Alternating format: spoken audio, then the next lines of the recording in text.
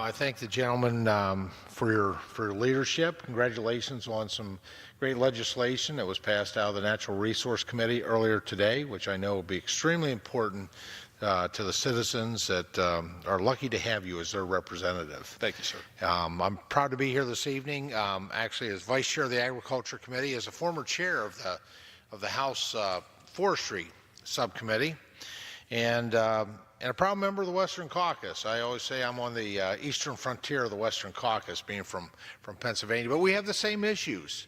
We really do. I have a national forest, one of the more profitable national forests in the country, but facing a lot of the issues. Rural communities, school districts are dependent on secure rural schools, and just so many issues, energy, production, development. And so I'm proud to be here this evening on an issue that's incredibly important, an issue that impacts the lives of so many and heavily impacts in our western states. I'm honored to represent Pennsylvania, obviously, and as some have described our forest, Mr. Speaker, as asbestos forests in Pennsylvania, probably because of the 90-some thousand miles of streams that we have. We have plenty of moisture. I wish we could put a bunch of that water in a pipeline and sell it to you. We'd send it your direction. But as it is, our devastating impact on our forests are invasive species. That's a subject for another evening. But I can tell you, when the wildfires occur in states such as Utah, Montana, Colorado, in throughout the West, California, these devastating wildfires, there's a large sucking sound, as I like to describe it, out of my national forest. And it comes in the form of resources, money that is taken away because of the necessity that I support of being able to having to fight those fires. We also have personnel that are deployed out of my national forest. So that means that our timber, the money for our timber marketing and harvesting and the multi-use comes almost to a screeching halt. And so I'm pleased with the leadership that we've done in both the Natural Resources Committee and the Agriculture Committee to address this issue. As Vice Chair of the Agriculture Committee, I'm proud of the forestry title of the House Farm Bill. It contains a number of reforms intended to provide the Forest Service and our private foresters with more authorities and flexibilities to help better manage. That's both in increasing timber production, but it's also in managing a forest that is healthy and therefore managing the understory, the fuel load that is built up over decades of mismanagement. By providing new authorities and encouraging new timber markets, we do that in a number of ways, Mr. Speaker. The bill encourages active forest management. We reauthorize the landscape scale restoration program. That allows for more partnerships to tackle critical challenges such as forest health and wildfires, as well as drinking water protection. The bill supports in many ways these types of initiatives, but specifically on the wildfires, Mr. Speaker. Over the past 2 decades, wildfires have been an increasing challenge for the Forest Service as costs have skyrocketed to fight them. Since 1995, the Forest Service's annual wildfire budget has increased from 13% of the budget to nearly 60% of the budget, Mr. Speaker.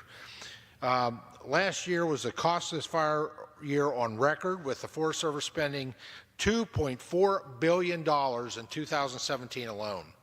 Now, year after year, the agency runs out of fire funding, forcing it to draw additional funds from non-fire accounts and other forests, national forests, including to cover basic operational and forest management funds that pay for timbering and research activities and even proactive fire prevention.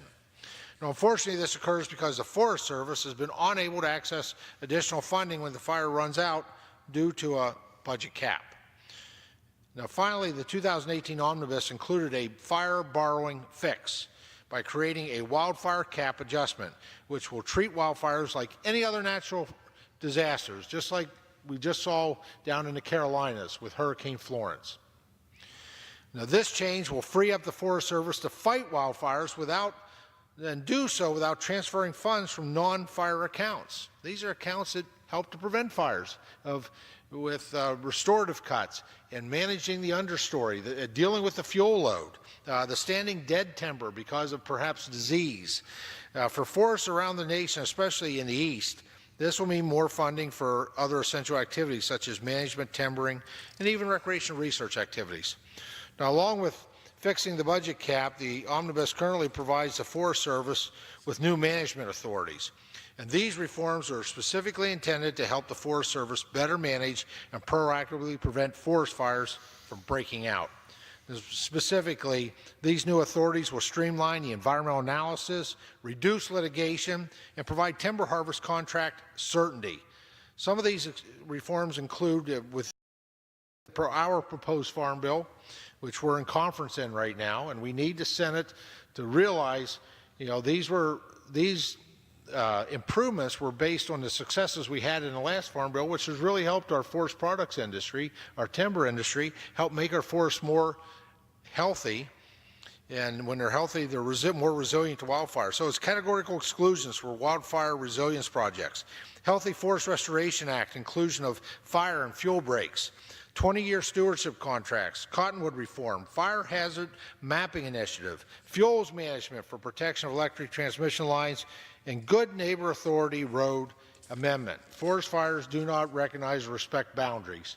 If they start on a national forest, they're going to wind up on state forests, they're going to wind up on private property lands. So we're doing all the right things. I'm very pleased, and we need to do this. When I look at the communities such as the ones that you represent, and as a result of wildfires, we see a loss of life, we see a loss of homes, a loss of the economy, a loss of the very taxpayer-owned asset, whether it's national forest or state forest, and certainly a loss of asset for those private property owners that have forests. And so I want to thank you for your leadership on this topic and issue, and I really appreciate your managing the special orders this evening on a very important topic of wildfires. And I yield back.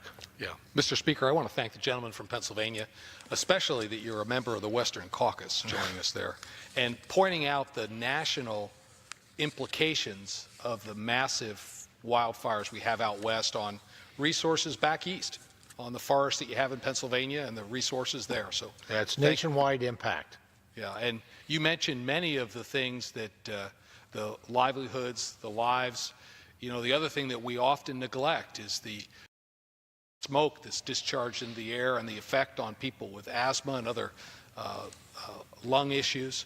I'm sure many have died as a result in our community. So it's a public safety issue as well. It really is. If the gentleman will yield, our water, Mr. Speaker, our watersheds, most of our water sources many of them start in national forests. They're certainly in forests, but a lot of national forests. And with wildfires, you create a situation where there's no stability in the soils. And so where these wonderful, trout streams, streams that support life, support communities, support families with clean water. These wildfires, they basically caramelize that soil so that essentially the flash flooding, the runoffs, it puts all these solids within those streams, creates turbidity, the solids, the nutrients that go in there, so the impact of wildfires, as you said, it's the land, it's the air, and quite frankly, it's the water. And that's why we have to do a better job of preventing these wildfires to start with. Mr. Speaker, I thank the gentleman from Pennsylvania.